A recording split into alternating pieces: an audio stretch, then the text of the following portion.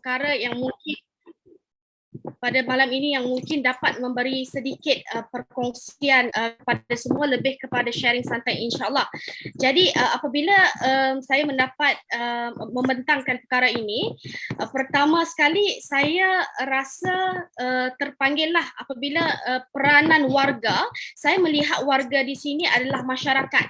Peranan warga adalah dalam konteks masyarakat, dan gerakan belia adalah sukarelawan, NGO, pertubuhan-pertubuhan belia dalam inisiatif perpaduan adalah menuju ke arah perpaduan suatu negeri ataupun sesuatu kawasan, which is togetherness insyaAllah.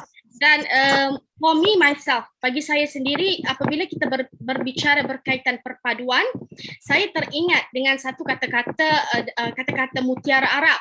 Kata-kata mutiara Arab yang berbunyi hamasa asyabab wal hikmah asyuyuh, yang bermaksud semangat pemuda, kebijaksanaan orang tua.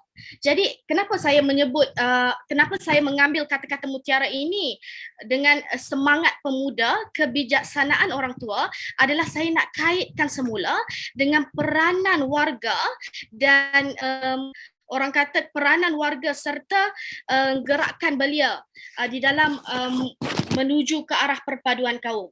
Saya percaya kita sering mendengar bahawa this is the best thing that you guys need to do, this is the best thing that you guys need to be implement. Tapi saya mencari di manakah orang kata punca masalah yang boleh kita sama-sama lihat semula untuk kita hayati, bukan sahaja daripada aspek warga, tetapi daripada aspek belia sendiri. Khususnya saya sendiri rasanya lebih sesuai dan lebih orang kata mesra untuk berbicara daripada konteks belia, to be honest. Jadi yang pertama sekali yang saya melihat di sini adalah saya membawa 3M. M yang pertama adalah mendidik, M yang kedua adalah memberi, M yang ketiga adalah mengasihani. Jadi macam mana saya nak mengait 3M ni ke arah perpaduan? Saya percaya bila kita berkongsi atau kita menekankan warga, konteks masyarakat, di situ adanya lapisan masyarakat. Lapisan maksudnya bukan hanya di peringkat golongan remaja, tetapi golongan tua, golongan yang berumur. Maksudnya dia adalah satu konteks yang sangat-sangat luas. Dan saya percaya apabila peranan warga, saya percaya bahawa konteks masyarakat itu dengan lapisannya masyarakat di situ terdapatnya para-para yang cerdik, orang yang berkepakaran, orang yang berkeahlian. Jadi kenapa saya membawa istilah 3M dengan yang pertama itu mendidik sebentar tadi? Kerana saya percaya kita semua ini mengetahui hakikat peranan kita masing-masing. Sebagai seorang anak, kita tahu bahawa peranan kita kepada orang tua kita yang pertama adalah menghormati. Itu adalah tanggungjawab dan peranan umum kita. Kita menghormati ibu kita, ayah kita. Namun macam mana kita nak menghormati ibu dan ayah kita dengan M yang pertama? Mendidik, dididik. Kita dididik untuk menghormati. Begitu juga peranan yang saya nak tekankan di sini adalah perlunya warga, konteks masyarakat mendidik. Bukan sahaja gerakan belia, tapi daripada rumah lagi, sifat perpaduan itu seharusnya sudah dididik. Itu yang pertama.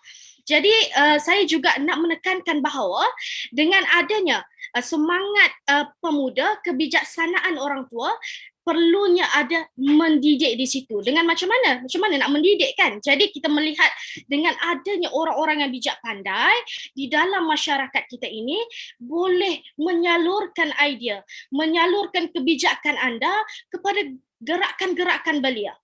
Dengan kepakaran, ilmu, bahkan bakat yang ada, bahkan orang kata anda barangkali adalah orang yang pakar di dalam sesuatu perkara, mungkin ini adalah konsep yang lebih baik dengan mendidik. konsep yang kedua pula adalah memberi. Macam mana dengan memberi saya nak kaitkan dengan perpaduan adalah dua perkara, semangat dan khidmat.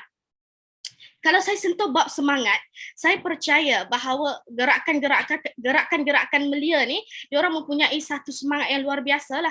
Kerana darah muda ni, darah belia ni kalau berkobar-kobar. Sebab tu tadi kalau kita lihat mutiara kata Arab tu dia cakap apa?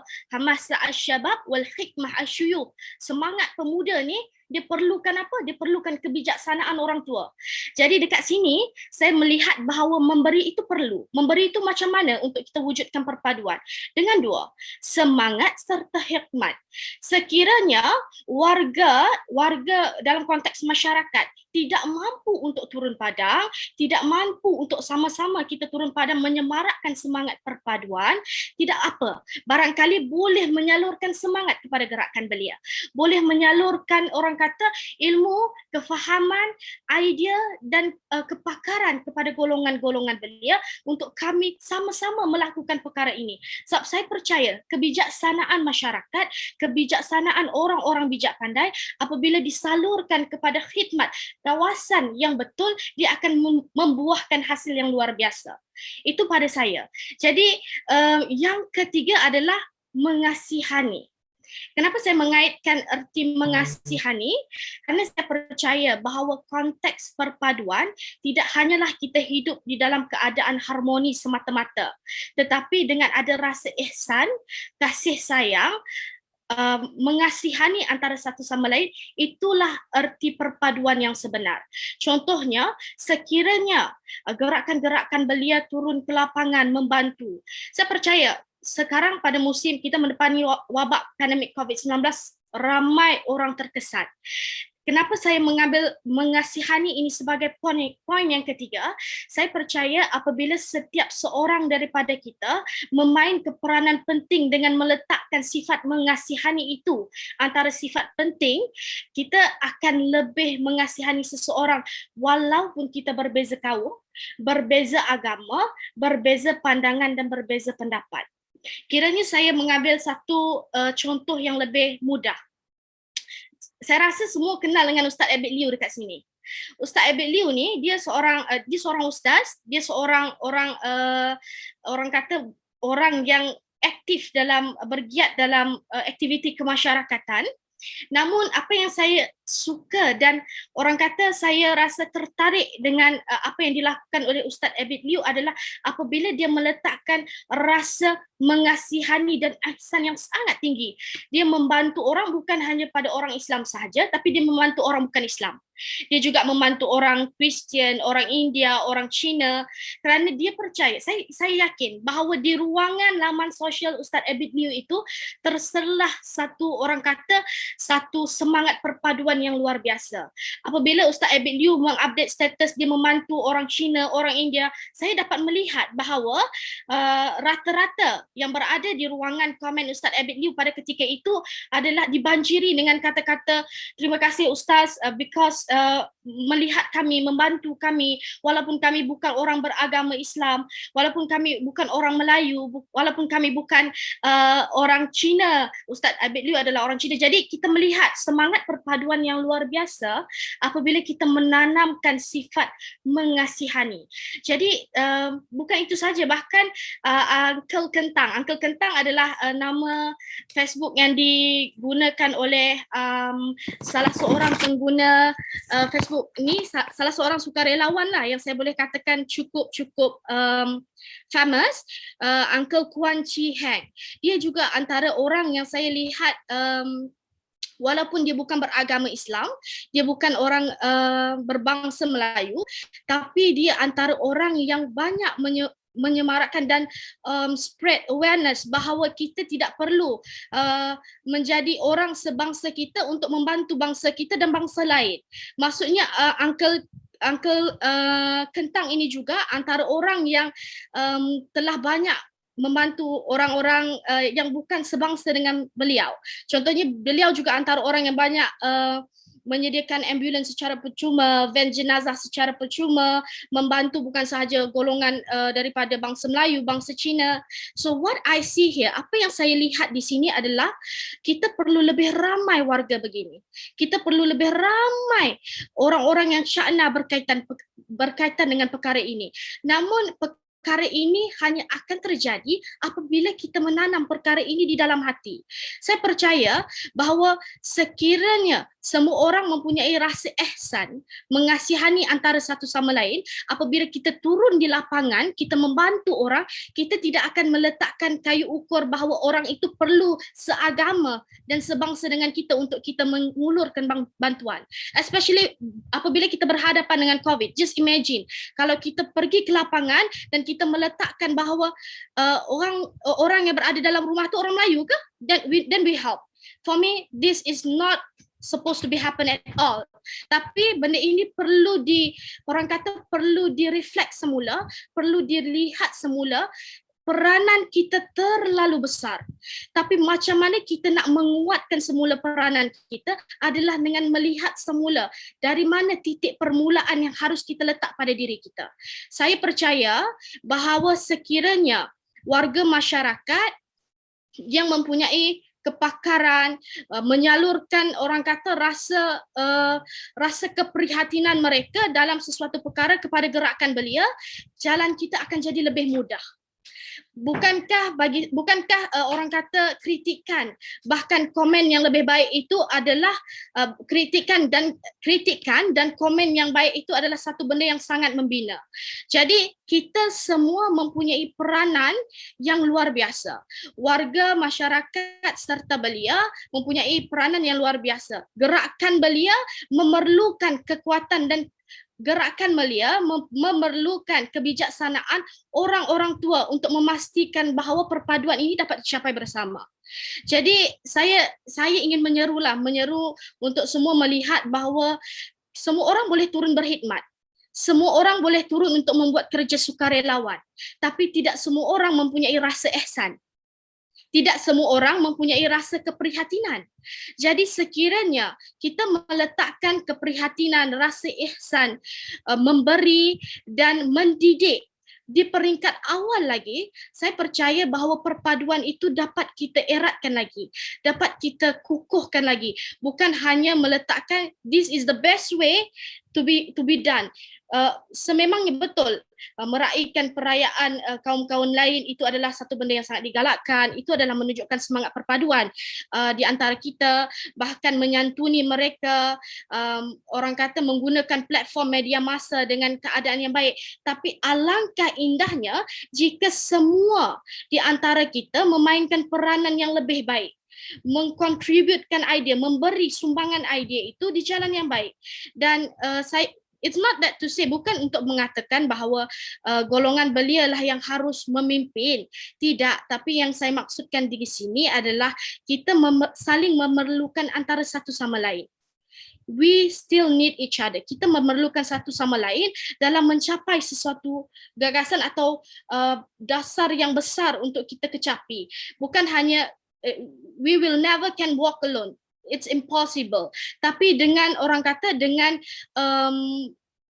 kerjasama, dengan kepandaian, kebijaksanaan yang diberikan oleh semua pihak, saya percaya perpaduan itu mampu dipupuk dan mampu disemarakkan. Saya memberi satu contoh yang lebih mudah. Apabila kita berhadapan dengan masalah bukan masalah lah, kita berhadapan dengan pandemik COVID-19. Jadi isu yang hangat adalah apabila ada beberapa golongan yang tidak mahu menerima vaksin, manakala ada beberapa golongan pula mahu menerima vaksin. Justru bukan itu sahaja, sekarang kita melihat kan macam mana saya nak berkaitkan dengan perpaduan itu sendiri adalah macam mana dengan keadaan semasa apabila kita mengetahui hakikat bahawa kita punya frontliner berada di tahap yang kritikal. Dan sekarang kita sudah ada beberapa PPV, pusat pemberian vaksin yang membuka non-medical volunteer. Jadi kita lihat semangat-semangat anak muda yang turut sama untuk join menjadi non-medical volunteer, bahkan ada juga warga-warga masyarakat yang lain turut memposting the benefits of get vaccinated apabila mendapat vaksinasi dan sebagainya. Di sini apa yang saya lihat adalah semangat perpaduan yang luar biasa lah. Maksudnya if everyone play their own role to make sure untuk memastikan sesuatu keberkesanan bahkan perpaduan itu terjadi, bagi saya itu adalah satu benda yang sangat-sangat hebat. Kerana bagi saya yang paling penting adalah apabila kita tidak meletakkan bangsa, agama seseorang itu sebagai ukuran untuk kita berbaik bahkan membina jaringan kemasyarakatan. Jadi saya berpegang kepada 3 poin utama, iaitu memberi, mendidik serta mengasihani. Itu rasanya harap-harap poin saya tadi terjawab ya Saudara Zarif. Alhamdulillah terjawab. Jadi itu antara benda yang saya rasa sangat penting bagi memastikan setiap dari kita dapat memahami konteks serta dapat memahami serta orang kata mengkontribut, mensumbangkan kudrat dan upaya kita ke arah yang lebih baik dalam mencapai perpaduan kaum. Itu sahaja daripada saya, insya-Allah semoga bermanfaat. Alhamdulillah, terima kasih kepada saudari Dayang Nur Maisarah binti Abang Abdul Razak, ikon belia Negeri Sarawak tahun 2019 yang penuh bersemangat sekali pada malam ini. Jadi terima kasih diucapkan. Jadi majlis dilanjutkan lagi dengan pembentang sesi yang ketiga oleh saudara Surai Abil, pengerusi Sarawak Youth Leader, yang juga merupakan alumni Ahli Parlimen Belia Malaysia Negeri Sarawak pada sesi yang pertama 2016-2018. Jadi majlis mempersilakan Tuan Surai dalam tajuknya iaitu isu-isu perpaduan daripada kacamata kemajmukan masyarakat. Jadi majlis mempersilakan. Ya, terima kasih saudara Ahli Parlimen Belia, saudara Zarif. Terima kasih kerana sudi menjemput saya ke majlis kita pada malam ini. Jadi tepat sekali dengan tajuk-tajuk simposium kita. Kenapa begitu tepat? Kerana pada kebelakangan ini kita telah melihat banyak-banyak isu viral berkenaan dengan keharmonian kita terutamanya di Sarawak lah. Jadi apa yang saya ingin kongsikan pada malam ini, saya ingin lebihkan kepada sharing ataupun berkongsi lah pengalaman-pengalaman keharmonian.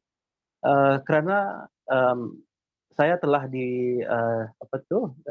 dibesarkan dengan persekitaran keluarga yang boleh kita katakan sporting lah, yang terdiri daripada berbilang bangsa dan agama.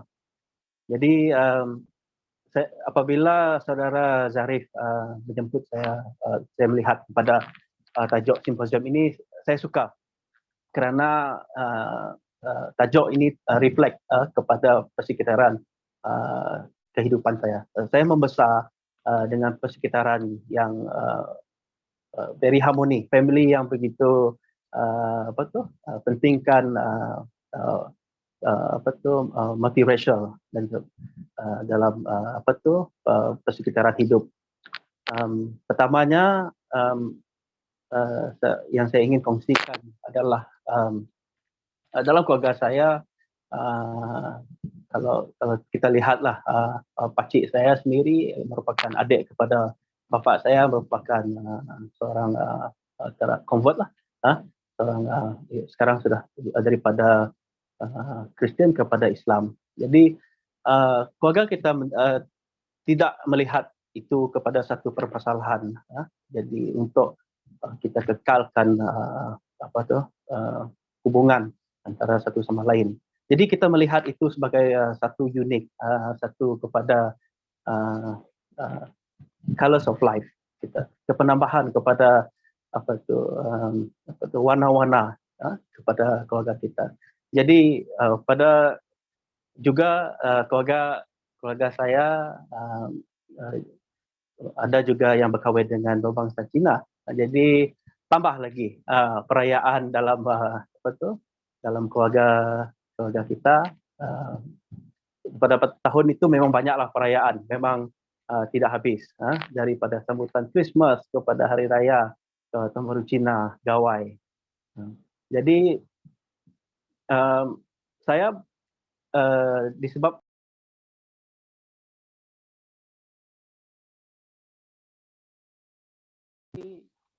kita menyambut perayaan, memang kita ada menyambut perayaan untuk Hari Raya tiap tahun di rumah pakcik saya, di mana rumah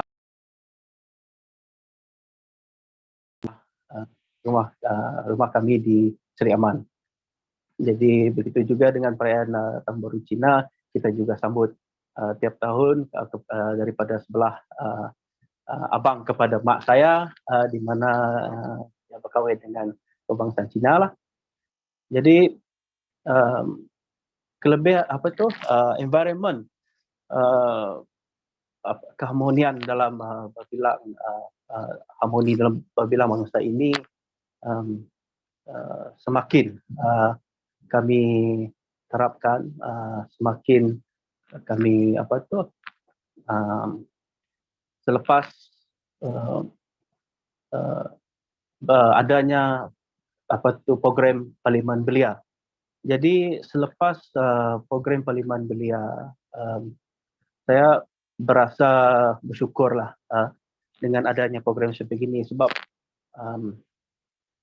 di pasukan itu kita ada berbilang bangsa lah, kita ada Cina, kita ada Iban, kita ada Melayu.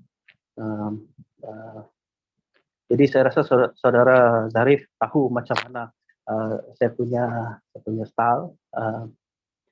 Di situ saya bersyukur kerana mendapat kawan-kawan yang saya, kalau dalam bahasa Iban kita gelar menyadik.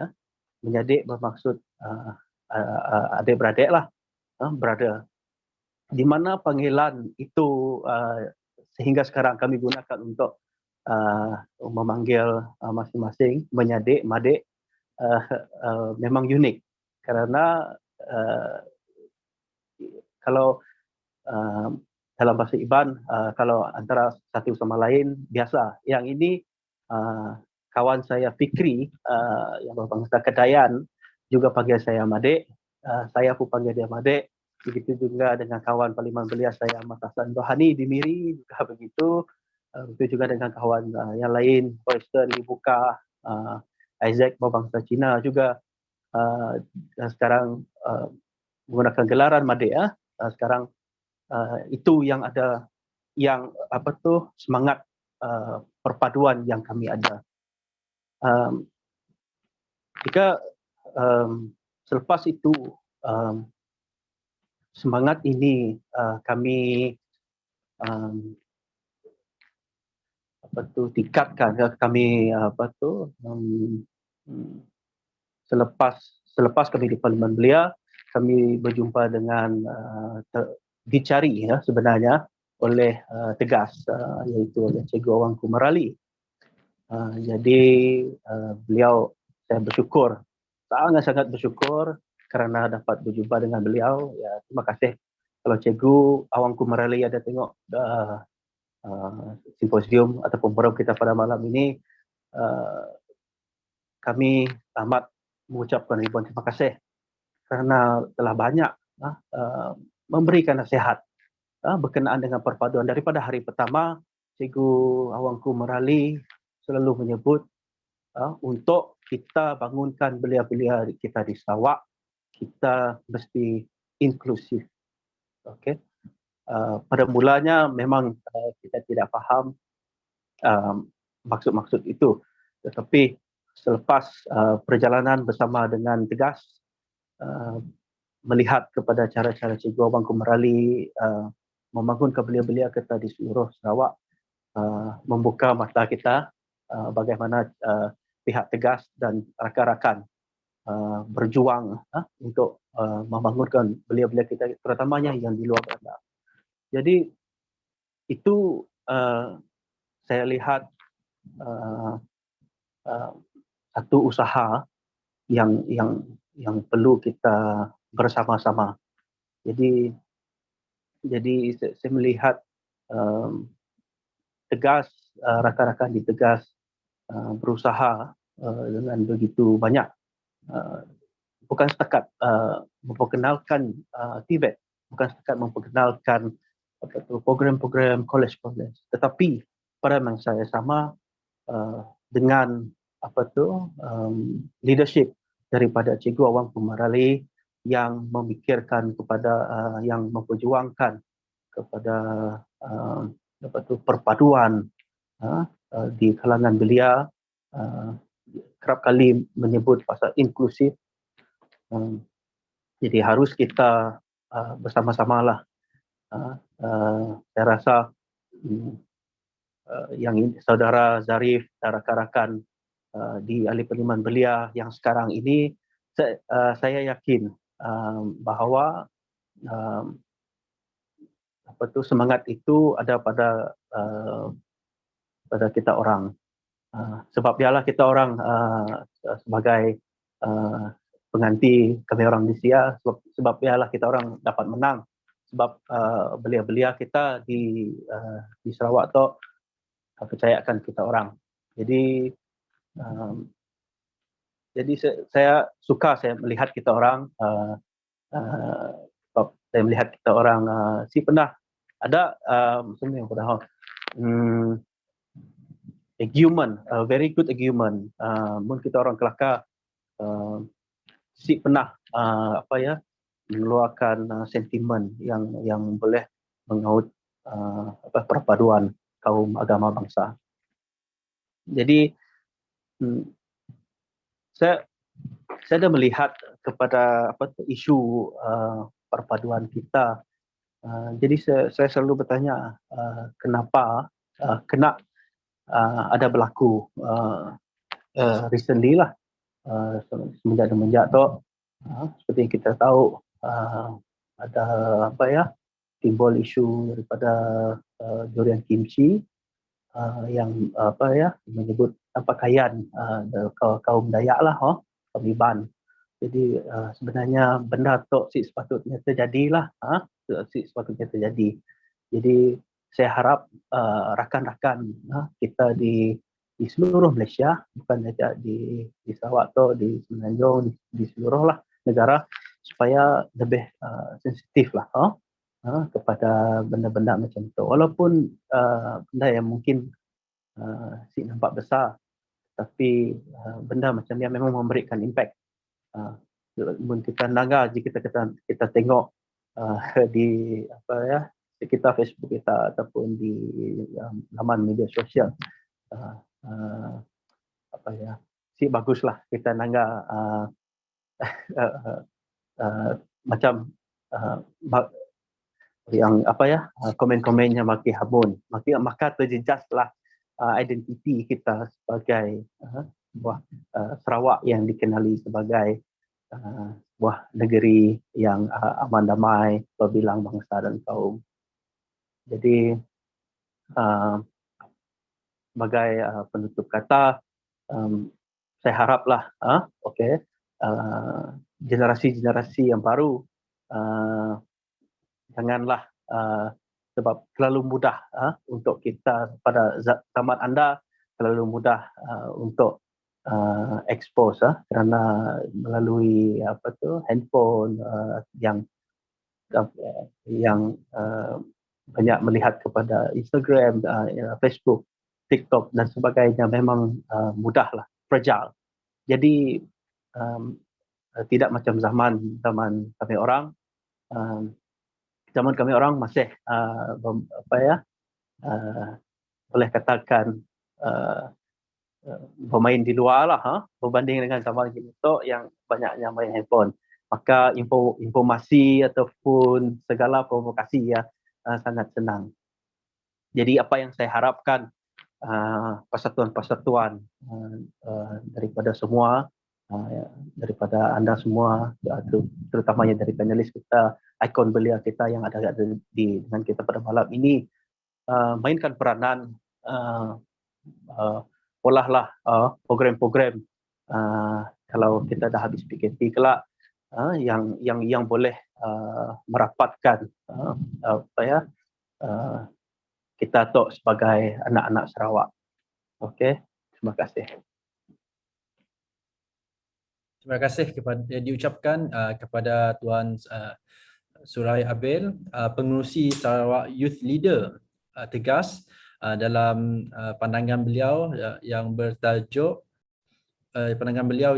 isu-isu perpaduan daripada kacamata kemajmukan masyarakat. Jadi kita pergi ke slot yang seterusnya, iaitu majlis dilanjutkan dengan pembentang sesi yang seterusnya oleh yang berbahagia Tuan Nathaniel Tan, Wakil Projek Wawasan Rakyat Power.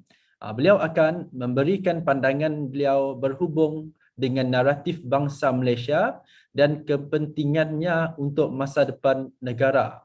Jadi majlis mempersilakan Tuan Nathaniel Tan untuk memulakan perbicaraan.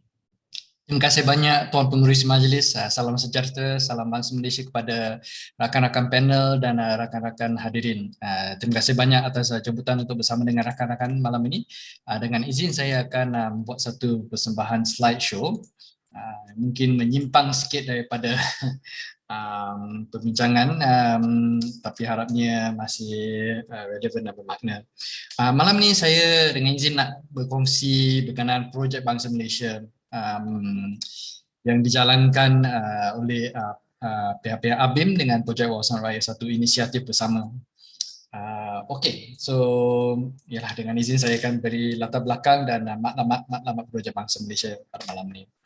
Okey, so secara amnya kita nampak Malaysia pada setakat ni agak tersangkut, stuck. Kita menghadapi banyak masalah yang cukup rumit dan kita negara nampak sikit dalam keadaan yang tidak menentu. Huru-hara kelam kabut dengan COVID, ekonomi mundur, kita pecah belah dan situasi politik lah terutamanya memang agak tak menentu. So dalam keadaan ni kita nampak macam rakyat semakin lemas.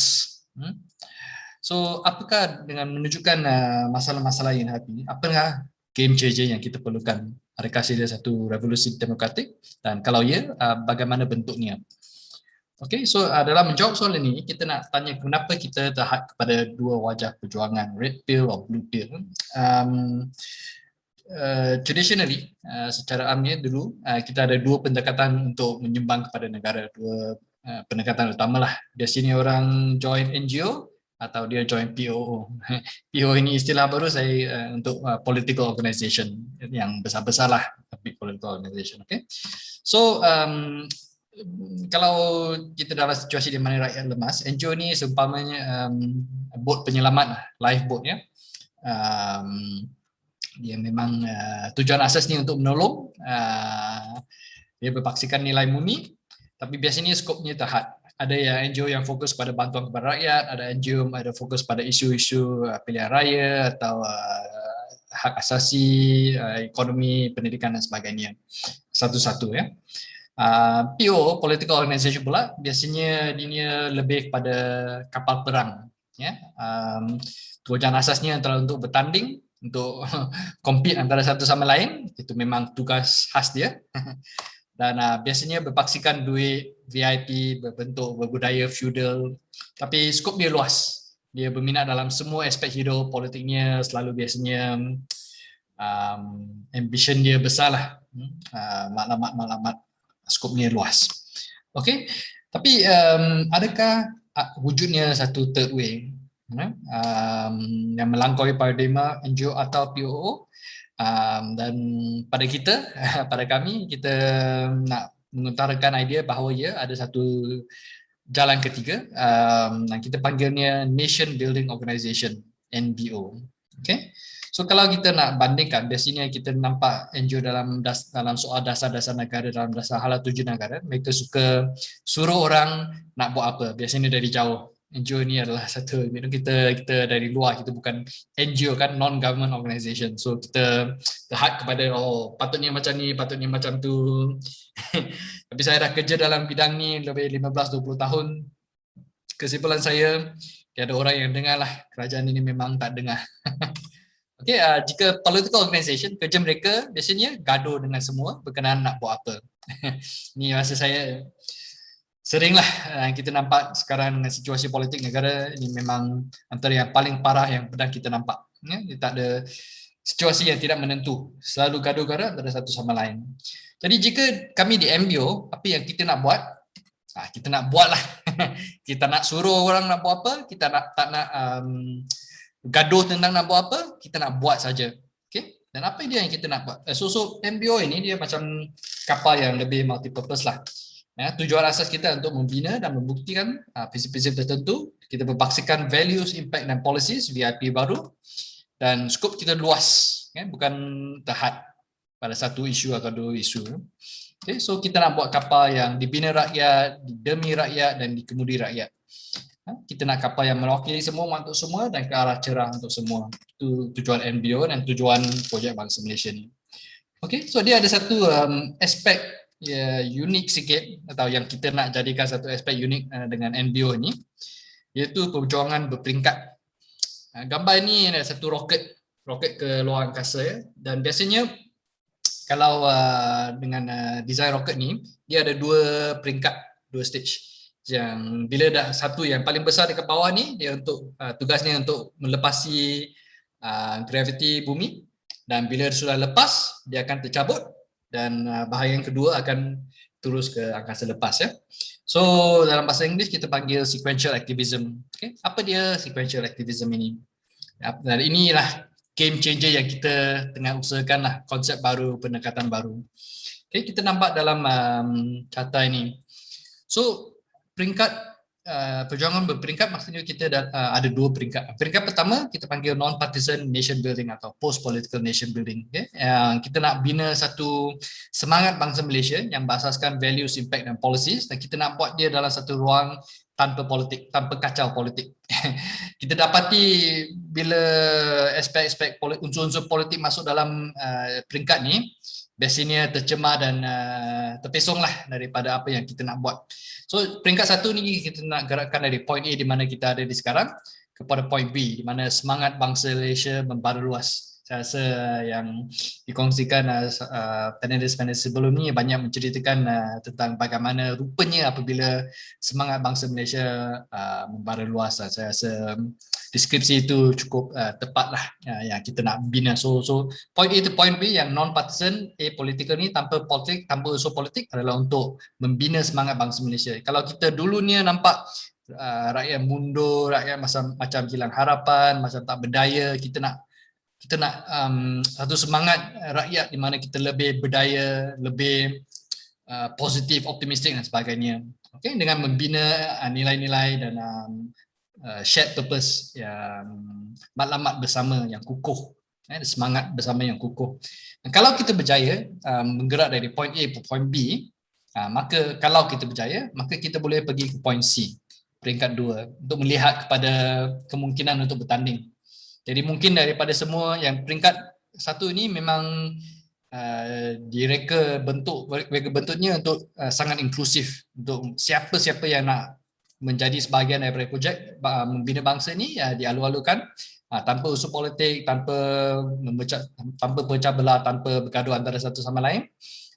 Dan so bila kita dah buat ini, satu subset, satu antara penggerak peringkat satu, mungkin ada beberapa orang yang ingin menggerakkan kepada peringkat kedua dan melihat kepada kemungkinan bertanding. Jadi kita nak point B kepada point C untuk melihat peluang untuk menjadi kerajaan. Kerana seperti yang dikatakan tadi, kita tak nak pure NGO approach yang kita suruh-suruh dari luar tanpa orang mendengar apa yang kita nak buat.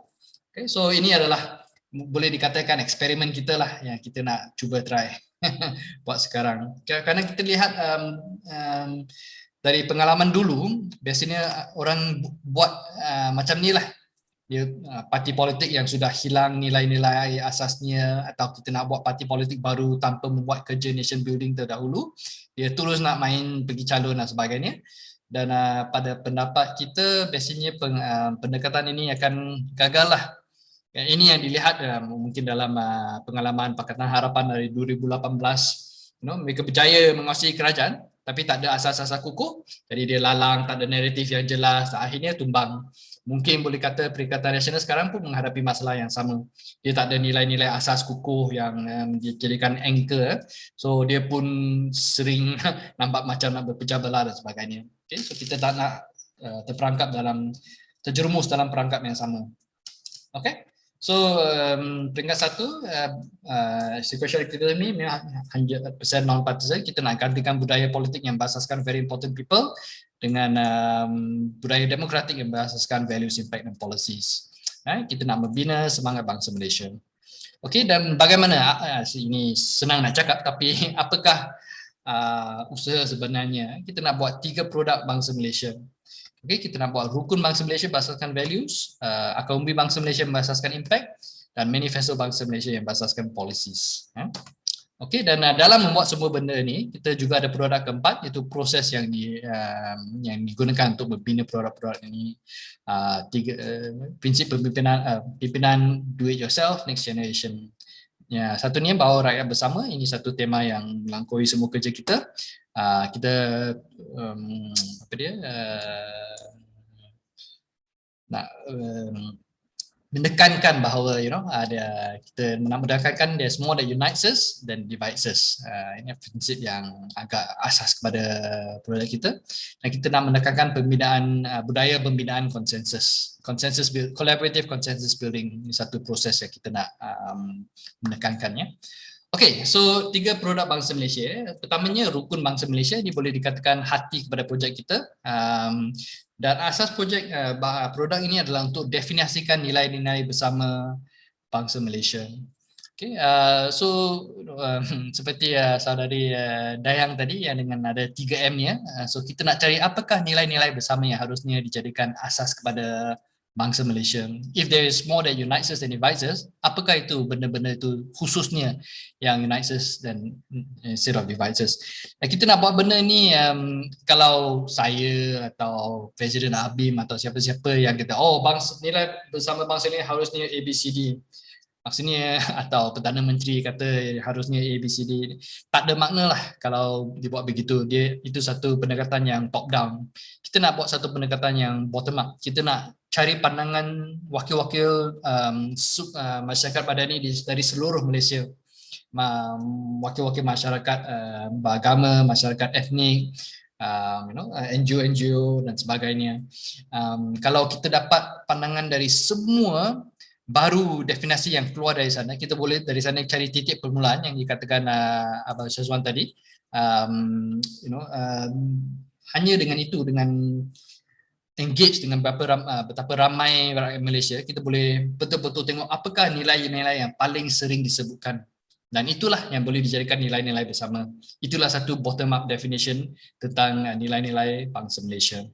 Okay, so kerja ini memang berasaskan networking dan dialog. Kita ada buat, sudah mula minggu lepas, siri dialog bangsa Malaysia. Harap-harap saudara-saudari boleh bersama dengan kita di sana juga.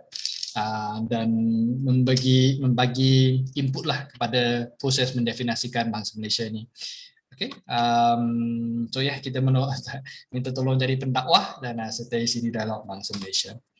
Okay, bab manifesto, produk manifesto bangsa Malaysia ni boleh dikatakan otak kepada projek kita, di mana hasratnya adalah untuk melakahkan dasar-dasar negara, policies. So kita nak mengumpulkan idea-idea yang terbaik dan mengumpulkannya dalam satu policy bank, actionable policy bank. Maksudnya kita nak buat macam manifesto politik dengan janji-janji yang tak berapa jelas, tak berapa khusus, dia tak clear lah. So kita nak mengumpulkan draft sampai ke tahap kertas kabinet, rang undang-undang, begitu. Jadi maksudnya kalau bila-bila kalau kita dah jadi kerajaan atau orang dalam kerajaan nak ambil nak melaksanakan projek kita, benda itu memang sudah boleh jalan terus, tak perlu kaji-kaji lama-lama, benda itu sudah wujud. Okay. So kita minta bantuan untuk mengumpul dasar-dasar, dan ini termasuk macam dasar-dasar berkenaan khusus untuk negeri Sarawak, dasar oil and gas dan sebagainya, royalty, apakah dasar yang lebih adil, saksama kepada Sarawak dan sebagainya, dasar-dasar perbalakan, pembangunan, infrastruktur dan sebagainya. Ini memang jadi minat kita lah, kita nak kumpulkan idea-idea yang terbaik demi Malaysia. Okay. Lepas tu adalah akal umbi bangsa Malaysia. Ini mungkin bab yang paling relevan dan penting untuk malam ni. Kita ini boleh difikirkan sebagai tangan pada projek ini. Kita tak nak projek ini kita jadi satu projek sembang-sembang saja, bla bla bla, nilai-nilai bla bla, idea-idea bla bla bla. Kita nak jadikan projek yang memang ada kesan di peringkat akar umbi, impact. Kita nak khususnya kita nak membantu rakyat on the ground lah. Kita ada presence. Ini memang benda yang sudah diusahakan oleh banyak rakan-rakan NGO, banyak-banyak rakan di sini. Memang dah ada banyak menghulurkan bantuan, banyak bersama rakyat di peringkat ekonomi dan sebagainya. So kita nak buat projek bersama. Satu masalah yang dihadapi oleh NGO adalah kita lazimnya kita buat kerja sendirilah. Abim buat kerja sikit sana sini, Tegas buat kerja sikit sana sini dan sebagainya, dan dia mungkin sedikit tidak kelihatan sebagai satu usaha bersama dalam satu payung besar. Dalam English kita kata not part of something bigger. So dapat dia sikit saja sini, sikit saja sana, tak nampak macam gerakan. So kita nak buat usaha membantu rakyat ni dilihat sebagai sebahagian daripada gerakan luas, gerakan kebangsaan yang digerakkan di seluruh negara Malaysia, from west to east, from north to south, right? So untuk buat ini kita minta kerjasama rakan-rakan untuk melebihkan projek bersama di mana yang melibatkan lebih dari satu NGO, lebih dari satu pihak, dan mungkin kita buat apa yang kita panggil co-branding. Organisasi kita bukan bersifat hierarki dan hanya kita saja mengawal brand ini dan suruh buat macam ni, buat macam tu, mesti dapat kebenaran sebagainya. Tak. Kita nak menampakkan semangat di seluruh negara, satu gerakan massa, dan dengan cara just ambil saja hashtag, ambil saja istilah Bangsa Malaysia, projek Bangsa Malaysia, dan so kita nampak kerja yang memang kita sedang buat kerjasama yang memang sudah diusahakan. Kita buat co-branding, tambahkan satu lagi brand. Tengok kalau dalam skrin di belakang ini ada banyak logo kan. So bila ada kerja macam ni, kita tambahkan satu lagi logo saja. So dia nampak macam sebahagian dari satu usaha besar, usaha menyeluruh. Jadi dia ini akan meyakinkan rakyat bahawa benda ni bukan sikit sana sikit, sikit sini, sikit sana, a little bit here, a little bit there, tapi satu benda yang menjadi asas kepada gerakan massa. Okay. So pada akhirnya kita sudah secara teori kita berjaya untuk build shared values, create grassroots impact dan grassroots policies, membina nilai bersama, merealisasikan impact di peringkat akar umbi dan merancang dasar-dasar untuk negara. So kalau kita berjaya buat semua benda ni, kalau ada rakan-rakan dari antara kita yang membuat projek ini, ada satu subset lain yang hendak ke peringkat 2, kita sudah ada unsur-unsur yang diperlukan, kita sudah ada ingredients yang kita perlukan untuk menjadi satu kempen yang bermakna, untuk menjadi satu gerakan demokratik yang bermakna. Okay, so kerja kita, terutamanya kita di Projek Wawasan Rakyat, memang kerja ni kita gilakan networking lah.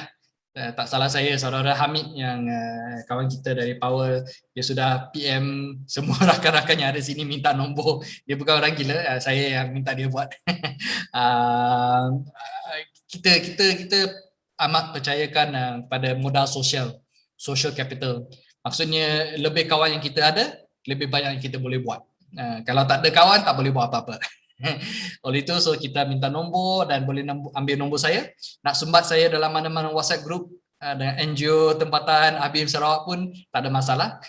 Kalau percayai, that's the way we cross fertilization lah, satu istilah.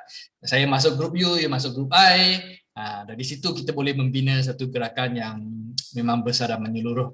So please by all means, feel free to add me and or send Hamid your number. He will note it. I'll put in the group chat. Write it down. Okay, saya minta maaf kerana mengambil masa yang lama. Saya rasa itu saja. Ribuan terima kasih. Thank you.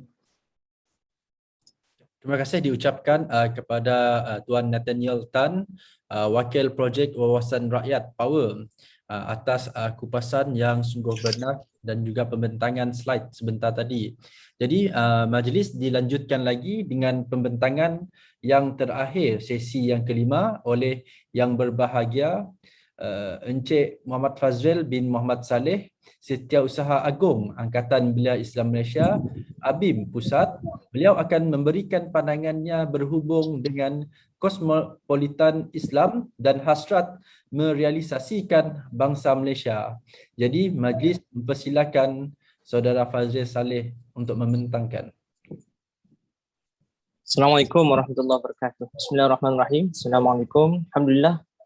Dan salam sejahtera. Apa khabar semua? Nama berita. Harap semuanya baik. Alhamdulillah, saya sebagai salah seorang warga Malaysia yang rasa bertuah kerana punya pengalaman pernah tinggal, menetap dan merasa sebahagian daripada masyarakat Sarawak sendiri. Ini pernah tinggal di Sarawak pun lama dan rasa rindu nak balik ke Sarawak. Ini rindu hati. Rindu hari tu, malam tu dapat bersama dengan orang-orang Sarawak lah ya. Alhamdulillah, sejak pada siang kami dah ada sesi dengan Adat Nembiak Sarawak, dan malam tu bersama dengan kita orang dapat kita sama-sama membincangkan sedikit tentang perihal bangsa Malaysia yang kita perkatakan pada malam ini. Saudara sekalian, saya nak berikan satu anekdot awal ataupun satu kisah barangkali peribadi, pengalaman kita secara peribadi ya, sekadar untuk menunjukkan betapa kepentingan kita mengangkat atau betapa pentingnya, betapa utamanya kita memahami konsep perpaduan dan menjadikan ia sebahagian daripada budaya yang kita cultivate ataupun yang kita inculcate dalam kehidupan kita sehari-hari. Kita pupuk, kita tanam, kita semai, kita suburkan, kita bugar. Supaya perpaduan ini bukan jadi suatu perkara yang ditopeng-topengkan. Bukan suatu perkara yang dilakon-lakonkan. Bukan perkara yang bukan datang daripada hati nurani, bukan ikhlas ya. Kerana itu saya sebagai contoh ini anekdot, ini cerita saya, ini kisah saya sendiri sebagai orang ABIM. Kami kalau di ABIM ini ada tradisi pendidikan ABIM. Kita ada institusi pendidikan sejak daripada tadika sampai kepada sekolah rendah, sekolah menengah ya. Dan saya sendiri pun begitu. Sekolah tadika Islam, kemudian masuk ke sekolah rendah, kemudian masuk ke sekolah menengah, masuk universiti Islam pula kan. Belajar, barangkali ada kawan-kawan kita belajar luar negara, di negara Arab dan sebagainya. Jadi dalam kalangan orang-orang ABIM sendiri, mereka punya suatu bentuk kecenderungan untuk hidup dalam kalangan mereka sahaja. Kerana itu semacam sudah dibentuk dalam tradisi kehidupan mereka. Mak ayah kita yang juga barangkali ada orang ABIM dan nanti kita pun ada anak-anak yang juga menerima tempias tradisi dan budaya kehidupan orang ABIM, juga meneruskan meneruskan kehidupan dengan cara yang semacam itu. Masuk tadika Islam, masuk sekolah rendah Islam, masuk sekolah menengah Islam ya, sekolah menengah agama, masuk universiti Islam. Jadi betapa sebenarnya kalau difikir-fikirkan, orang ABIM ini harus lebih berusaha keras memahami orang lain ataupun cuba untuk belajar mengenal orang yang lain ataupun kelompok yang lain, kelompok yang bukan Islam, yang bukan Melayu ya. Kata-kata orang ABIM pun orang Melayu, walaupun ada juga significant numbers khasnya di Sarawak dan Sabah yang yang Muslim tapi bukan Melayu kan, yang menyertai Abim. Jadi itu satu kisah saya sendiri, dan saya yakin itu juga kisah kawan-kawan khasnya yang di Abim seluruh negara. Sebab itu apabila kawan-kawan di pimpinan mengangkat ataupun mencadangkan supaya kita angkat semula naratif bangsa Malaysia yang disebut oleh secara Awang Syazwan tadi ya, sebagai suatu gagasan yang berani sebenarnya. Berani dak Abim tu kelakar bangsa Malaysia tu. Macam si masuk je. Jadi macam tak masuk, tak ngam ya. Bila Abim cakap pasal bangsa Malaysia. Tapi itulah kelebihan kita sebab ia datang daripada kesedaran dalam diri kami masing-masing. Ini bukan kisah dongeng. Ini suatu kesedaran kendiri yang muncul secara kolektif dalam kalangan teman-teman seperjuangan.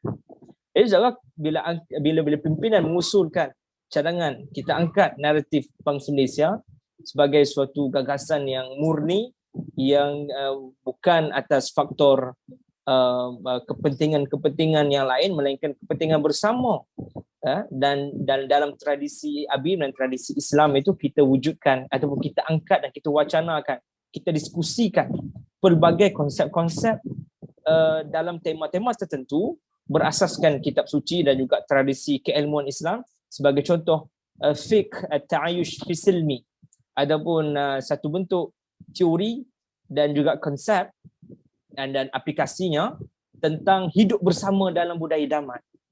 Dan itu kita bangkitkan, kita angkat dan kita gali dalam tradisi sejarah kita. Dan itu sebahagian daripada perkara yang saya boleh sebutkan dalam pendahuluan kami untuk sesi pembentangannya. Saya bahagikan pembentangan saya kepada 3 aspek, ada 3 pembahagian. Pertama, bagaimana kita melihat konsep dan gagasan bangsa Malaysia dalam perspektif tamadun. Ini penting untuk kita sebutkan. Saya cukup bertuah, saya sebut tadi. Saya seorang Perak, lamalah di Lembah Kelang, di KL. Kemudian tercampak sekejap sejak 2016, hujung tahun ke Sarawak. Ini adik-adik saya semua ni, yang muda-muda ni kan, yang di Sarawak. Sampailah anak saya lahir 2 orang di Sarawak. Family saya baru pindah pula ke sini, ke Semenanjung pada Mac yang lepas, baru lagi. Barang-barang kami, kereta, barang, baju-baju, buku-buku semua masih ada lagi di Kuching tu. Kan? Rumah entah dah siapa tengok rumah yang ada di Kuching. Jadi saya hampir-hampir tak mahu balik ke Semenanjung. Nak cerita, walaupun mula-mula rasa macam tercampak ke Sarawak, tapi kemudiannya cinta itu datang dan membugar, dan hampir-hampir tak nak balik ke Sarawak sampai kami buat beberapa keputusan dalam kalangan family yang mungkin keputusan itu keputusan yang besar. Sebagai contoh, anda beli rumah barangkali kan, ada komitmen yang besar, beli rumah di negeri orang. Tapi isteri saya orang Sarawak lah. Dan untuk makluman secara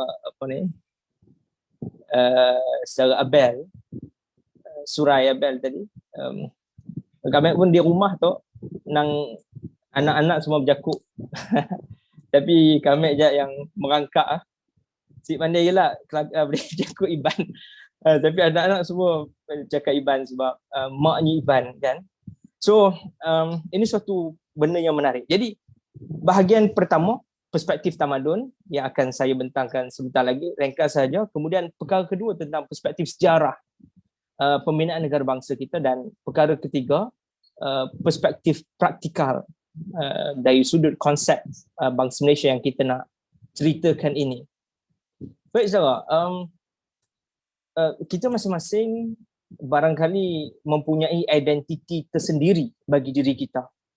Kalau tadi sebut secara Zarif tu orang apa dek? Kita orang Melayu kah? Zarif orang Melayu. Ada dalam kalangan kita Surai Abel. Orang kita orang Iban lah. Iban. Awang Syazwan tu naga muka kedak Cina. tapi orang Melayu lah. Awang Melayu kan. Tapi nama Awang barangkali orang Kedayan. Dan ramai lagi lah yang lain-lain. Kan? Ada identiti yang tersendiri. Baik, identiti ini barangkali kita boleh bahagikan ataupun kita dakap, kita embrace satu-satu identiti kerana keperluan tertentu. Kalau tak ada keperluan, mungkin kita tak menamakan diri kita atau tidak menisbahkan diri kita dengan identiti tertentu. Saya bagi contoh. Siapa Surah Abel orang ni Semanggang kah? Kita orang Sri Aman. Semanggang. Melugu.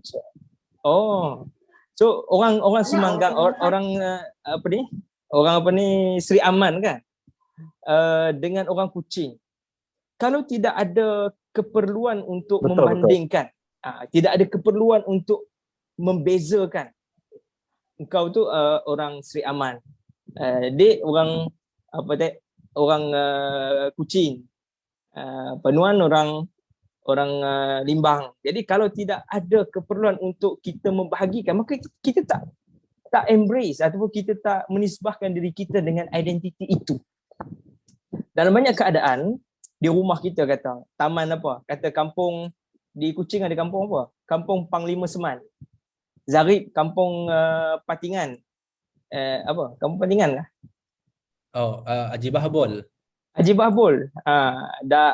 Awang kampung Taman Husin katakan. Kan? Tapi bila bertemu Zarif, Awang, Dayang orang tu kampung Nombor. Benar kah?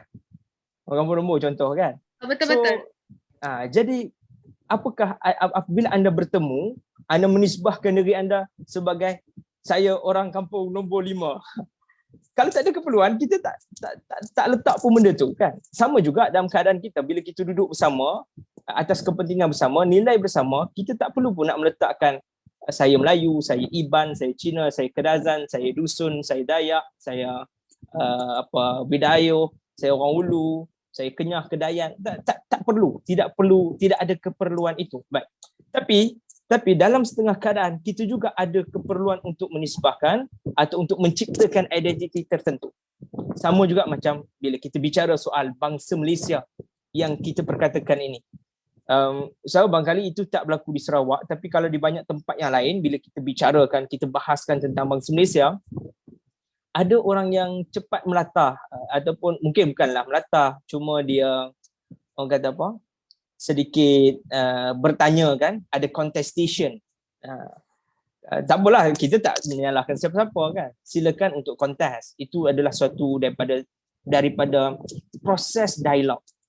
Maka ada yang bertanya, macam mana boleh ada bangsa Malaysia? Kita ni dah dijadikan jadi bangsa Melayu. Ada yang jadi bangsa Cina, ada yang jadi bangsa India. Baik, kalau kita tanyakan balik, yang namanya bangsa Melayu pun sebenarnya dibentuk dengan ciri-ciri daripada suku-suku dan juga etnik-etnik yang berbeza. So kalau pergi ke Indonesia, orang Jawa tak panggil dia Melayu. Kalau saudara pergi ke mana? Pergi ke barangkali pergi ke Lombok, kan? Orang Sasak tak mengaku dia Melayu. Tapi kalau di Malaysia, yang semua yang ada kesamaan culture, budaya, barangkali agama, latar belakang, itu semuanya dikelompokkan sebagai Melayu. Dia ada prosesnya, proses secara sosiologi, masyarakat berevolusi dan mendakap dan menisbahkan diri mereka dalam satu konsep kebangsaan yang sama. Maka di Malaysia, kita menerima bangsa Melayu itu dalam konteks orang-orang yang punya kesamaan nilainya. Sama juga dengan orang Cina. Orang Cina ada banyak suku. Kalau di Sarawak, ini interesting. Saya ingat saya tak jumpa di Perak sebab mungkin dah modernize sikit kan. Maksudnya mereka dah bercampur dah apa semua. Tapi kalau di Sarawak, saya akan dapati banyak kali saya jumpa orang-orang yang etnik Tionghoa ni, orang Cina. Sesama dak Cina tu kelakar bahasa Sarawak. Aku tengok, kenapa kau cakap bahasa Sarawak kan? Saya tanya kan. Kawan saya seorang Cina, seorang lagi Cina juga. Muka sama-sama Cina lah. Kecuali Awang lah. Awang bukan Cina. Orang cakap Cina dia tak faham. So, yang seorang kawan ni cakap bahasa Melayu Sarawak. Seorang lagi cakap bahasa Melayu Sarawak juga. Jadi bila mereka saling berbicara dalam bahasa Melayu Sarawak, saya tanya, kenapa cakap Melayu? Kan? Kenapa kita orang untuk kelakar Melayu? Kenapa tidak bercakap dalam bahasa Mandarin? Seorang kawan kata, saya sekolah Mandarin. Saya boleh cakap Mandarin. Tapi saya tak boleh cakap English. Seorang lagi, dia sekolah English base, education kan, ada English school. Tapi dia bukan sekolah Mandarin dan dia bukan etnik, dia ada etnik tertentu lah ya. Etnik lain lah, Fuchao ke, Hokkien ke, Hakka dan sebagainya. Jadi sama juga orang Cina, mereka juga punya suku-suku yang berbeza. Tapi kita nisbahkan kerana ada keperluan tertentu, maka kita nisbahkan mereka dalam satu kelompok yang namanya bangsa Cina. Sama juga dengan orang India.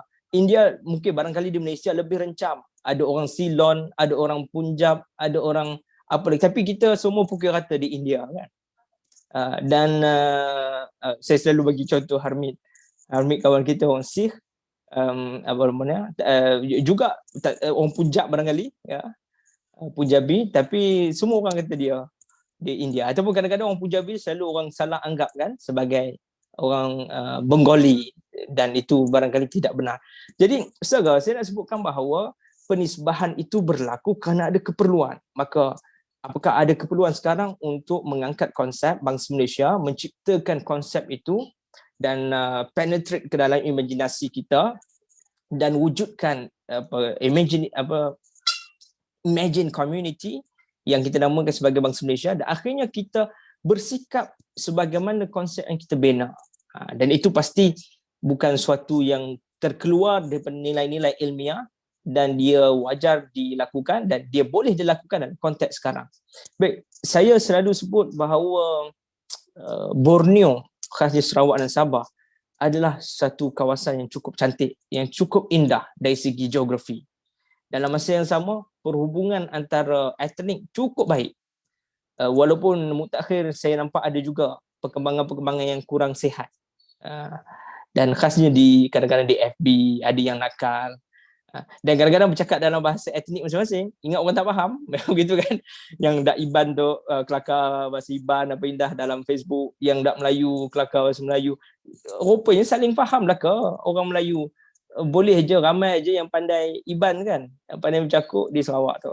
Jadi punca-punca ini saya boleh sebutkan macam setandan pisang. Satu tandan pisang, tak semua baik, ada juga yang buruk. Kan? Ada juga yang nakal dalam kalangan masyarakat Malaysia ini. Jadi yang nakal ini tak ramai, tapi sebenarnya yang nakal ini suaranya besar. Yang nakal ini pula jadi masalah global. Kan? Yang jadi masalah dunia gitu kan. Barangkali masalah di Sarawak tu tak masalah perpaduan bukan satu isu besar di Sarawak. Mungkin itu isu orang Semenanjung kan. Penyakit Melaya. Sorry, selalu saya sebut gitu. Kadang ofensif orang-orang Melaya ni. Banyak penyakit Melaya sampai ke Borneo kan. Yang bukan isu kita tiba-tiba jadi isu kita pula kan. Kerana itu kita harus tangani dengan baik dan memakai kacamata yang betul untuk melihat dalam perspektif yang betul. Ada orang yang memang nakal, ada orang yang memang tak boleh nak makan saman, maka orang macam ni jangan kita kelompokkan sebagai orang yang paling dominan dalam dunia ni. Jangan sampai masalah yang dilakukan menyebabkan kita menuduh orang lain sama bersikap seperti orang yang bermasalah ini. Pastinya itu memerlukan kacamata dan juga kacamata, maksudnya perspektif yang baik, yang betul, dan perlu sebagaimana disebut oleh saudara Nathaniel Tan, perlu kepada engagement, perlu saling kenal mengenal, tak kenal maka tak cinta, begitu kan? Dan itulah sifat manusia. Manusia sering dan cenderung untuk memusuhi sesuatu yang dia tak kenal. Itu perkara yang panjang saya sebutkan ni. Saya nak ringkaskan. Perspektif tamadun. Baik. Saudara sekalian, kita tinggal di Asia Tenggara. Asia Tenggara adalah satu tempat yang sangat bertuah. Saudara tahu manusia dah hidup di Sarawak itu lebih daripada berapa tahun? 45,000 tahun before present BP. Jadi dah 45,000 tahun. Kalau saudara tengok daripada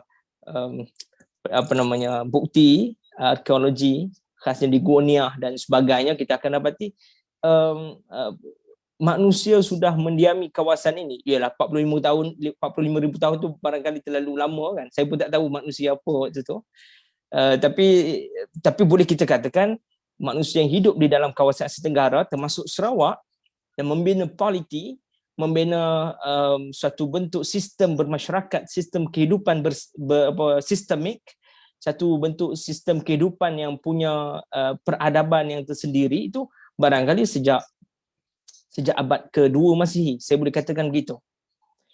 Asia Tenggara termasuk Malaysia yang ada hari ini adalah sebahagian daripada laluan timur dan barat. Sampai hari ini, inilah kawasan yang sangat diidamkan. Saudara pengurusi majlis tadi sebut dalam awal introduction-nya bahawa faktor geografi yang ada di dalam Malaysia yang kita duduki, yang kita diami ini adalah sebahagian ataupun satu daripada banyak tempat yang lain yang sangat diidamkan oleh manusia di dunia ini. Kita di luar lingkaran api Pasifik. Kita duduk di tengah-tengah jalan perdagangan. Tengoklah macam mana orang bergaduh berebut Laut Cina Selatan. Kan? Laluan selat yang paling sibuk di dunia ada di tempat kita.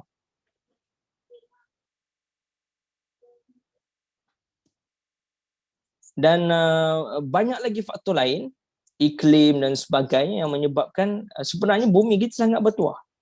Saya tambah lagi satu faktor.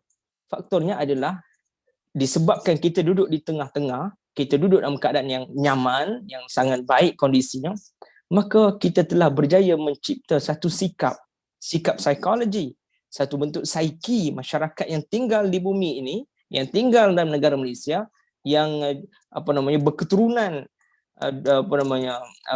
melangsungkan kehidupan spesies manusia di Malaysia ini daripada zaman antiquity sampai kepada zaman hari ini.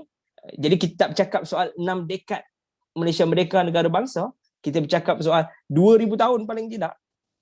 Abad ke-7 Masihi. Dalam kajian dan dalam penelitian, kita tengok bukti-bukti sejarah menunjukkan bahawa kita sudah ada satu bentuk cosmopolitan Sanskrit. Abad ke-7 Masihi, kawasan ini menjadi satu kawasan yang sangat subur dengan keilmuan khasnya dalam tradisi Buddha.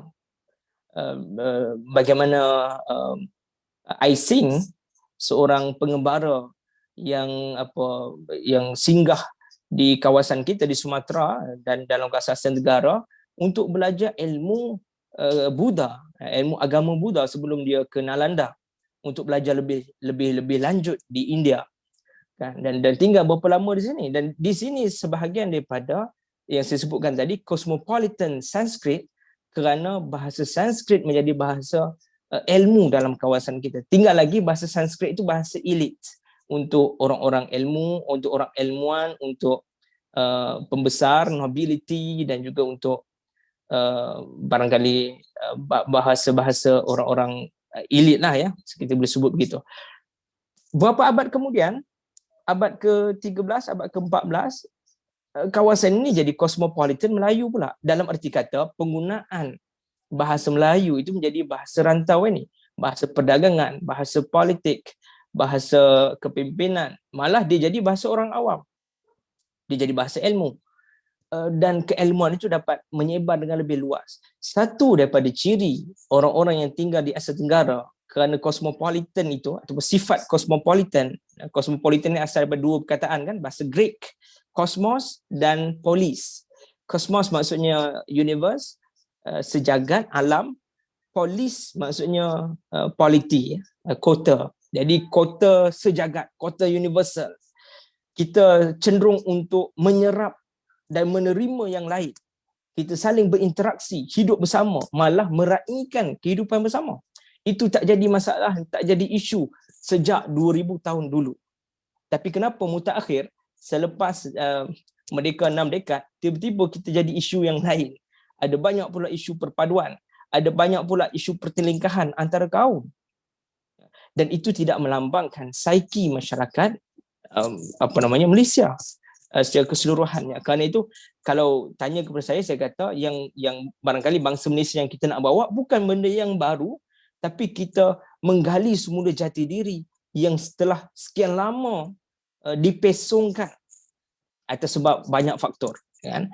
Dan antara faktornya adalah ada orang yang dalam zaman moden cuba untuk manipulate keadaan perpaduan negara, kan, supaya dapat mengambil laba, mengambil keuntungan.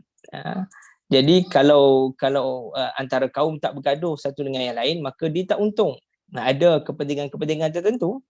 Baik, itu perkara pertama. Perspektif tamadun, kesimpulannya adalah rakyat Malaysia telah zaman berzaman, semua kaum, kerana kita tinggal dalam cosmopolitan Asia Tenggara, zaman berzaman kita telah membina psiki dan jati diri cosmopolitan, saling menerima, saling belajar satu dengan yang lain, saling meraihkan hidup bersama dan damai.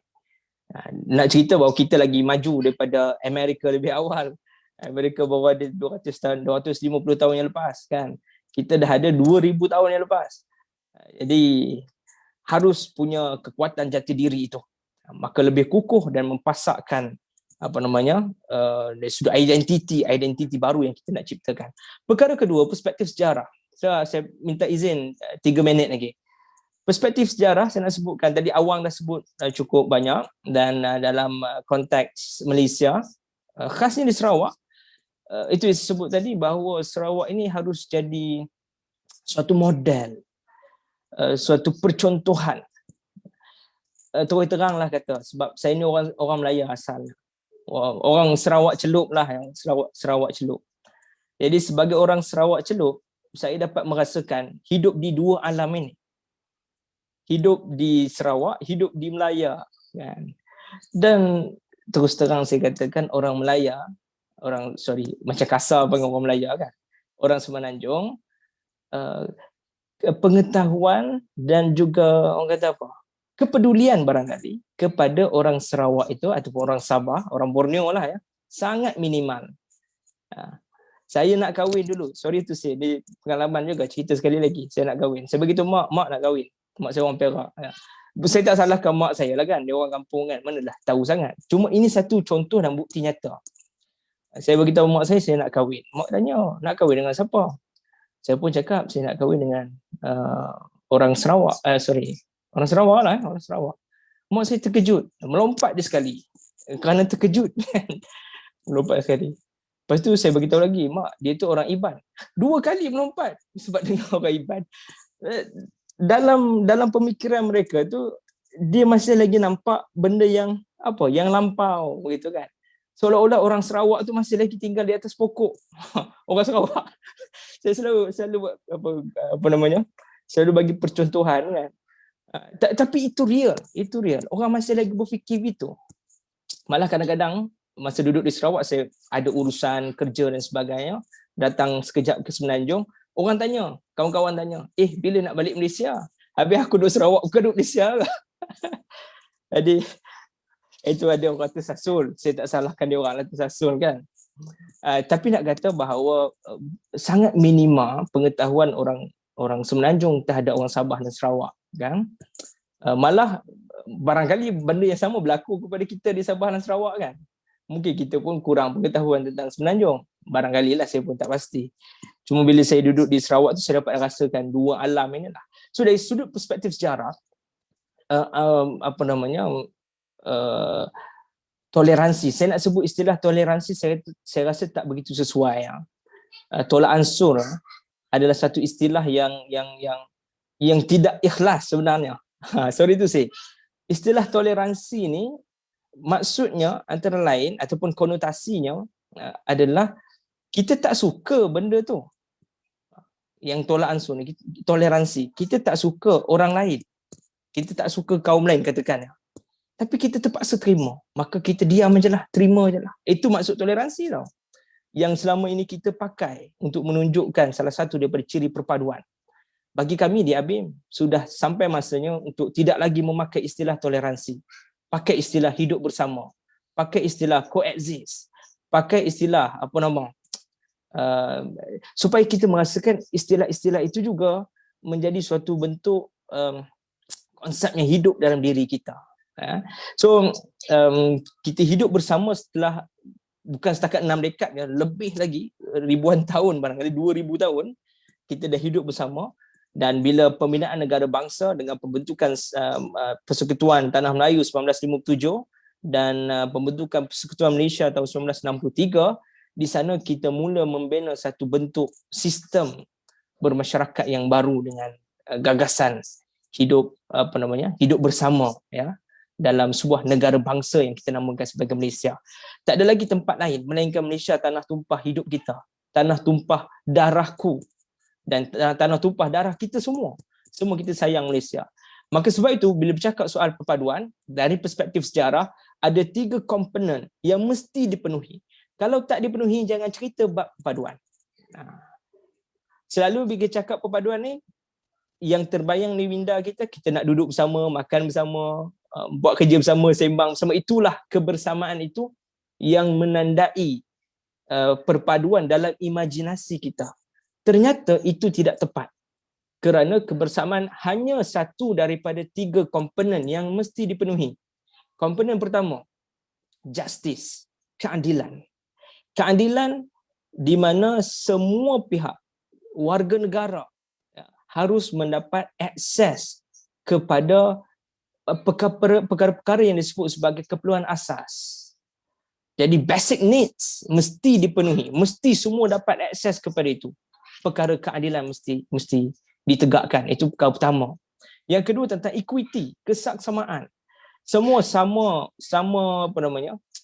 tinggi, sama rendah, berdiri sama tinggi, duduk sama rendah dalam mendapatkan penyertaan ataupun melibatkan diri dalam pembangunan negara. Perkara ketiga baru kita cakap pasal kebersamaan. Ini 3 perkara yang mesti dipenuhi. Dan yang terakhir saya nak bercakap tentang perspektif praktikal. Bila bercakap soal bangsa Malaysia, tak dapat lari daripada apa yang Nathaniel Tan sebut tadi. Saudara, kalau saudara kenal Nathaniel Tan ni, saya cukup bangga dapat berkawan dengan dia. Sebelum ni kita hanya membaca kolom beliau di The Star. Cukup prolific menulis pelbagai perkara lah, ya. Dan mutakhir dia banyak tulis tentang bangsa Malaysia, perpaduan dan sebagainya. Dulu baca di paper je, sekarang dapat jumpa dengan dia dan begitu antusias, ya, menggerakkan agenda ini. Tadi secara net dia sebut tentang pembinaan nilai-nilai secara bersama. Ini kita kena wujudkan. Nilai bangsa Malaysia, kita tolak rasuah, kita tolak yang kita namakan sebagai perkauman, ya. Kita jadi bangsa yang bermaruah, kita punya kebanggaan kendiri, kita saling melibatkan diri dalam aktiviti kemasyarakatan, bantu-membantu. Tadi kata Dayang dalam Maisarah sebut tadi pasal mengasihani, kan. Saling mendidik, saling mengasihani. Itu antara budaya yang harus kita pupuk, kita tanam, kita semai, kita baja, kita suburkan, kita bugar dalam kalangan rakyat kita, akhirnya membentuk nilai bangsa Malaysia tu. Dan ini adalah sincere engagement. Ini nak lakukan, mesti ada room to talk, ada ruang untuk bercakap, ada ruang untuk berbicara. Istilah Nathaniel Tan ni istilah bermilo, kan. Barangkali istilah kita mengopi, kan. Dan kalau ikutkan siapa nama tadi, saudara Surai tadi sebut, apa dia sebut? Mengadik. So nyadik, kan, gitu. So kita kena ada sincere engagement, jadi brothers, jadi brethren, kan, menciptakan brotherhood dalam kalangan kita. Dan terakhir pastinya bangsa Malaysia bantu-bantu dalam konteks sekarang ini. Kita sedang sukar menghadapi COVID-19 dan MCO. Secara bayangkan benda ini tak berlaku kepada generasi lama. Kita berdepan dengan keadaan COVID-19. Orang lain, generasi sebelum ni, ayah kita, nenek kita, tak jadi benda ni. Dan kita berhadapan dengan keadaan ekonomi yang lembab, tiba-tiba terjejas, anak-anak yang baru graduate tak dapat kerja, orang dibuang kerja. Ini cabaran yang cukup besar bagi kita. Kerana itu kalau kita tak bersedia dari sekarang, mempersiapkan diri, mempersiapkan resilience, ketahanan dalam konteks diri kita, dan cuba untuk menangani isu-isu yang akan datang bersama. Isu sosial akan datang bersama dengan isu ekonomi, isu politik, ya. Jadi kalau kita tak menanganinya dengan baik, maka kita akan rugi. Anak cucu kita akan rugi nanti. Kita yang akan rasa benda tu. Sebab benda ni tak berlaku sebelum ini. Tak ada presiden untuk mengambil contoh sebelumnya. Saudara, yang akhir saya nak paparkan, last, sorry, saya ambil masa yang agak lama. Saya sekadar nak paparkan di skrin suatu contoh ya, satu penulisan yang saudara boleh baca bersama, penulisan tentang gagasan bangsa Malaysia dalam konteks dan perspektif ABIM. Di sini ada flipbook, risalah ABIM. Ini majalah ABIM ya, majalah ABIM kita dah hidupkan semula. Untuk tahun ini bilangan yang pertama kita dah cetak 1000 lebih, kita dah edarkan, dah habis semuanya. Cuma sekarang saudara boleh dapatkan secara dalam talian lah ya. Boleh baca flipbook. Ini adalah, bolehlah baca sikit, ada juga tentang perspektif ABIM dalam konteks bangsa Malaysia. Nanti kita akan sharekan di chat box dia punya link. Ini ucapan Presiden ABIM tahun lepas tentang cosmopolitan Islam dan pembinaan bangsa Malaysia. Cukup menarik, saya fikir, perspektif dan branding Islam. Kita tak boleh nak nafikan bahawa political Islam main peranan dalam negara. Kerana itu aspek keislaman itu bagaimana dapat ditangani dengan baik agar tidak disalahfahami, dan ia selalunya ditunggangi dalam konteks perpolitikan dalam negara. Dan ini ada Bangsa Malaysia Review bakal diterbitkan. Kita punya token ni adalah saudara Nathaniel Tan, dia adalah ketua editor. Bakal terbit nantilah, tu muka dia sebagai ketua editor. Doakanlah agar berjaya penerbitan ini. Dan itu saja saya fikir daripada saya. Akhir sekali saya mengucapkan terima kasih.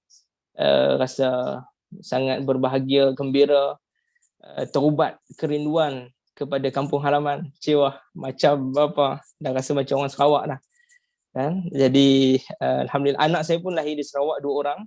Saya namakan dua orang lelaki anak saya dengan nama orang Sarawak. Nama orang Sarawak dalam sejarah bangsa Sarawak lah ya.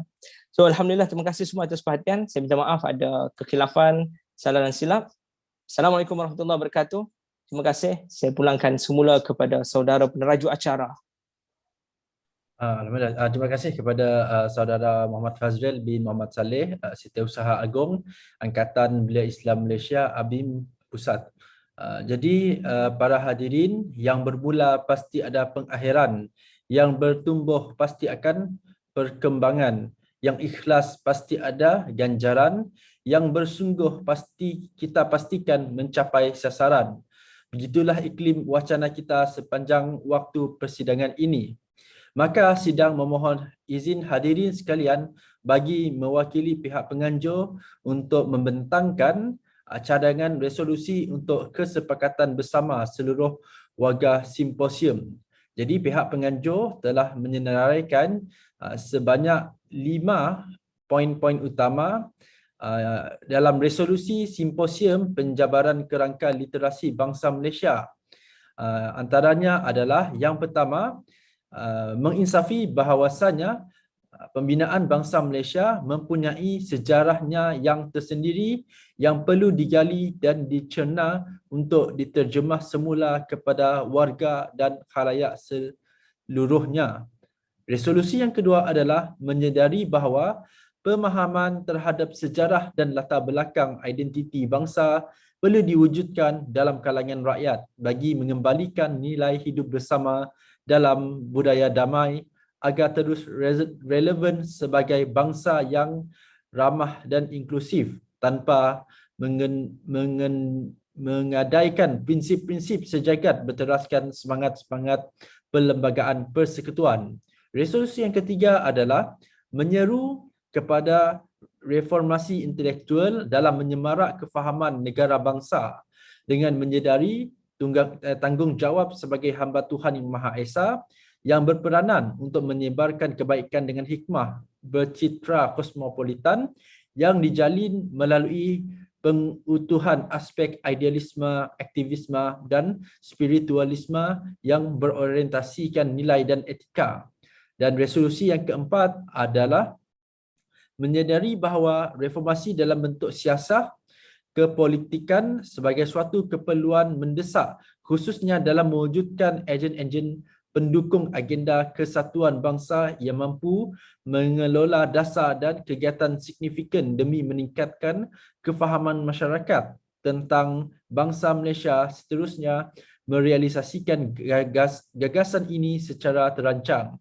Dan akhir sekali adalah resolusi yang kelima, kami berpendapat bertekad untuk mendukung agenda bangsa Malaysia sebagai gerakan penyelesaian secara inklusif terhadap permasalahan-permasalahan yang dihadapi melalui proses pemupukan dan kesatuan nilai yang menampilkan citra bangsa yang bermaruah, mandiri, saling berdaya, bantu-membantu serta komitmen melestari kehidupan warga menerusi prinsip pembangunan yang mampan. Sekalian, mohon kesepakatan warga persidangan sekalian. Terima kasih.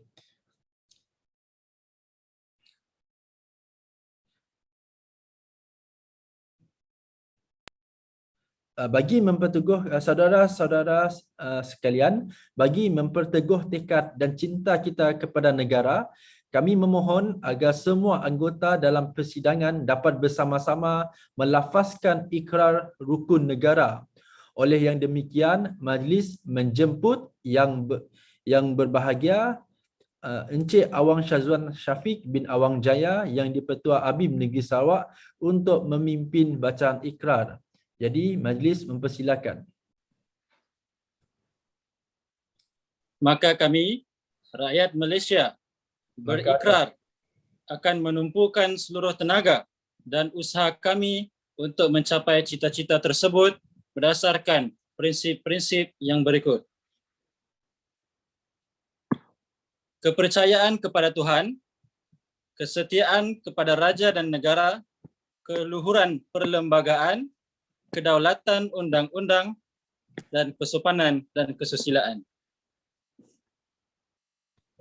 Terima kasih. Kami mewakili keluarga besar penganjur dan jawatankuasa pelaksana ABIM Negeri Sarawak. Kami merakamkan setinggi-tinggi penghargaan dan rasa terima kasih kepada semua panel-panel yang telah hadir dan juga para hadirin dalam talian mencipta sejarah bersama-sama kami pada malam ini. Bunga dedap atas parah anak dusun Pasang Pelita. Kalau tersilap tutur bicara, jemari disusun, maaf dipinta. Kami turut memohon maaf atas segala kekurangan dan kelemahan sepanjang mengendalikan majlis hari ini. Sekalian, Assalamualaikum warahmatullahi taala wabarakatuh. Sidang bersurai dan bangsa Malaysia terus hidup bersama dalam budaya damai dan harmoni. Jadi akan ada montaj video untuk para hadirin untuk saksikan.